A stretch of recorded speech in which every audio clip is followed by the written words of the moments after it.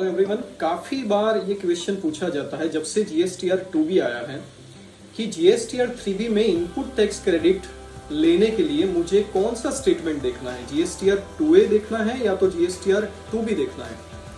इसको अलग शब्दों में कहा जाए तो जीएसटीआर 3B में आईटीसी लेने के लिए बेस क्या होना चाहिए, जीएसटीआर 2A होना चाहिए या तो जीएसटीआर 2B होना चाहिए।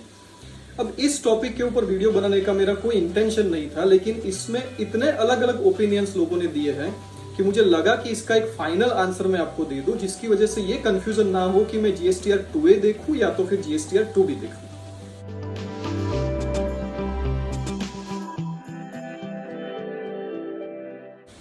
सबसे पहले ये समझते हैं कि जीएसटीआर 2A और जीएसटीआर 2B आया कहां से है। तो सेक्शन 16 सबसेक्शन 2 में जो क्लॉज सी है वो आपको बोलता है कि आईटीसी आपको तभी मिलेगी जब आपके सप्लायर ने टैक्स का पेमेंट किया है।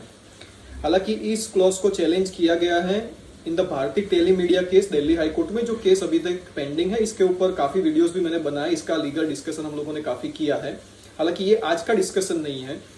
तो सप्लायर ने टैक्स का पेमेंट किया है, ये प्री कंडीशन है मेरे लिए आईटीसी लेने की। तो वो मुझे कैसे पता चलेगा? तो उन लोगों ने बोला कि भाई मैं आपको एक स्टेटमेंट देता हूं जिसको हम लोग बोलेंगे जीएसटीआर 2A, जिसमें आपके सप्लायर ने जो जो इनवॉइसेस अपलोड किए हैं उसकी कुछ डिटेल्स रहेगी। बाद में आया जीएसटीआर 2B। अब दोनों में डिफरेंस क्या है? दोनों में डिफरेंस ये है कि जीएसटीआर 2A एक डायनामिक स्टेटमेंट है। जैसे जैसे आपके सप्लायर्स इनवॉइस की डिटेल्स फर्निश करते जाएंगे वैसे वैसे ये कांस्टेंट बेसिस पे चेंज होता जाएगा, जो आपका जीएसटीआर 2A है वो।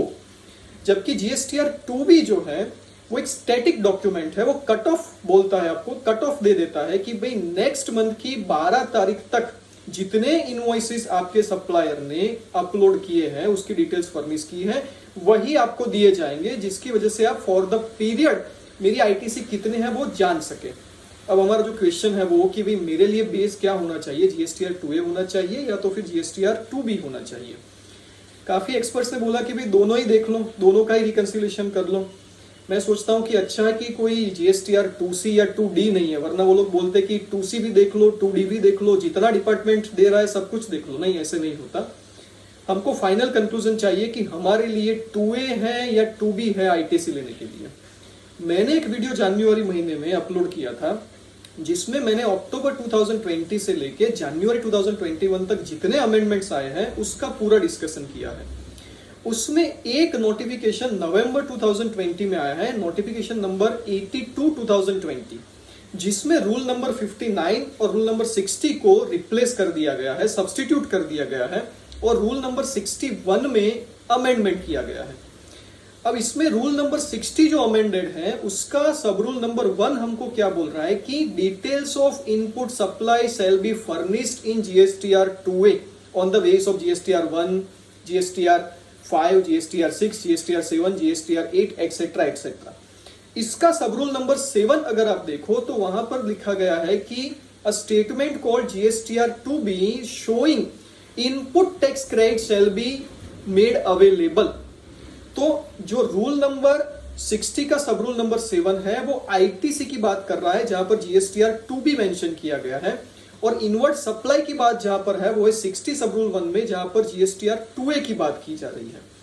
तो जहां मैं आईटीसी की बात करूंगा फॉर द पीरियड और for the purpose of compliance with rule number 36 सब रूल नंबर 4, सारा का सारा ये डिस्कशन उसी पर्पस के लिए है कि रूल नंबर 36 सब रूल नंबर 4 में जो कंप्लायंस करना है मुझे, मतलब कि 5% मैक्सिमम में ले सकता हूं in addition to whatever invoices are reflected on my portal, वो किसके ऊपर अप्लाई करूं, 2A के ऊपर अप्लाई करूं कि 2B के ऊपर अप्लाई करूं। तो clearly on the base of rule number 60 सब रूल नंबर 7 हमको पता चलता है कि आईटीसी की जो बात है वो जीएसटीआर 2B के साथ कनेक्टेड है। तो सबसे पहला रीजन 2B देखने का है रूल नंबर 60 सब रूल नंबर 7, जो इफेक्टिव हुआ है नवंबर 2020 के नोटिफिकेशन की वजह से। दूसरी चीज, 2A वैसे भी डायनामिक डॉक्यूमेंट है, बदलता रहता है। कभी भी सप्लायर आपका आईएफएफ के थ्रू या तो फिर जीएसटीआर 1 में इनवॉइस अपलोड करता है, कुछ भी चेंज करता है तो ऑटोमेटिकली वो डायनामिक डॉक्यूमेंट 2A आपका चेंज होता जाएगा। जबकि 2B आपको specific for the period cut off के साथ आपकी आईटीसी दिखाता है कि इतने के लिए एलिजिबल है, इतने इनएलिजिबल आईटीसी है। तो मेरे ओपिनियन में जब मैं GSTR 3B for the period file कर रहा हूं, किसी एक स्पेसिफिक मंथ के लिए फाइल कर रहा हूं या तो किसी एक स्पेसिफिक क्वार्टर के लिए फाइल कर रहा हूं, उस समय में मुझे भी कट ऑफ वाला डॉक्यूमेंट चाहिए जो बार बार बदलता हो, ऐसा डॉक्यूमेंट नहीं चाहिए। वैसे भी कहा जाता है कि रिलाई उसी के ऊपर करो जो स्टेबल रहता है, जो डायनामिक रहता है, बार बार बदलता रहता है, उसके ऊपर रिलाई मत करो। तो 2A और 2B का ये कंपैरिजन बहुत क्लियर है कि हमारे लिए जो डॉक्यूमेंट फाइनल है जिसके बेस पे हमको ये क्रेडिट लेनी चाहिए, दैट इज GSTR 2B।